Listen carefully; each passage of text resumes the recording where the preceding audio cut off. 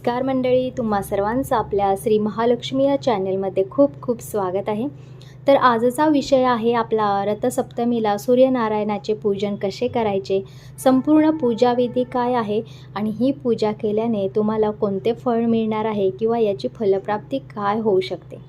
तर चला तर व्हिडिओला आपण सुरुवात करूया। तर माघ महिन्यातील सप्तमी तिथीचे महत्त्व अधिक आहे। याला रथसप्तमी, अचल सप्तमी अशा अनेक नावांनी ओळखले जाते। या दिवशी सूर्यदेवाची पूजा करणं खूप महत्त्वाचं असतं।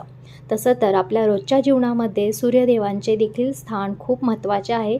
आपण नित्यपूजेमध्ये देखील रोज नित्यनियमाने सूर्यदेवांना पाणी म्हणजेच अर्घ्य किंवा फूल अर्पण करणं हे खूप महत्त्वाचं असतं।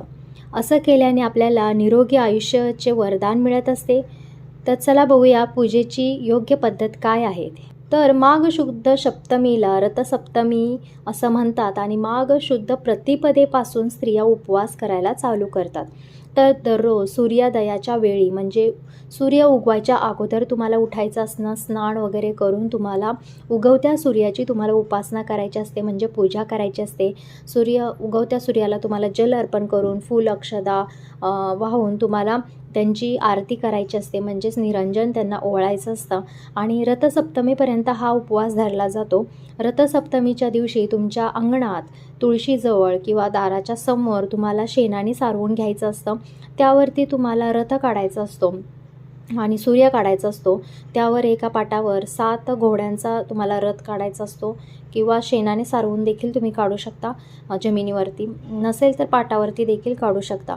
आणि ही अशी प्रतिमा काढून त्याला तुम्हाला तांबड्या गंध तुम्हाला त्याच्यावरती टाकायचा असतो, म्हणजे हळद कुंकू हे वापरून तुम्हाला त्याची पूजा करायची आहे। आणि तांबडे फूल त्यांना अर्पण करायचं आहे, जास्वंदाचं फूल त्यांना अर्पण करायचं असतं।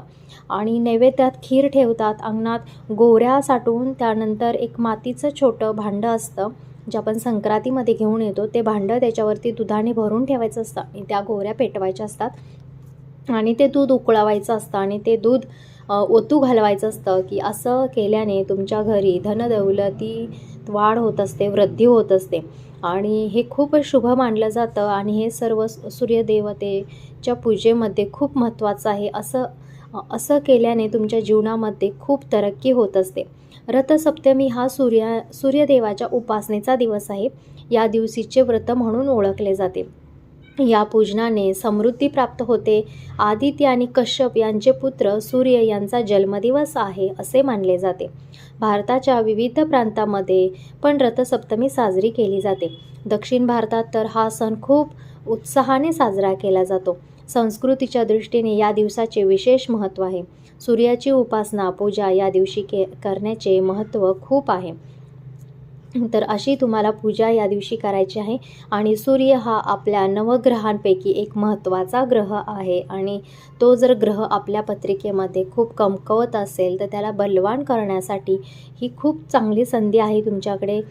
तुम्ही हा उपवास नक्की केला पाहिजे आणि या उपवासाने जे आपले बिघडलेले नक्षत्र आहेत, ग्रहलोक आहेत किंवा अजून कुठले तुमचं काही दोष आहेत ते देखील जाऊ शकतात। फक्त तुम्हाला काय करायचं आहे की तुम्हाला सूर्यदेवतेला तुम्हाला प्रसन्न करून घ्यायचं आहे। सूर्यदेवतेचा तुम्हाला जप करायचा आहे, सूर्यदेवतेची नावं आहेत ती तुम्हाला घ्यायची आहेत आणि सूर्यदेवतेच्या उपासना करत असताना तुम्हाला रोज त्यांचं नामस्मरण करायचं आहे आणि सूर्यदेवता उठायच्या म्हणजे उगवायच्या आधी तुम्हाला उठायचं आहे आणि हे तुम्हाला रथसप्तमीपर्यंत करायचं आहे।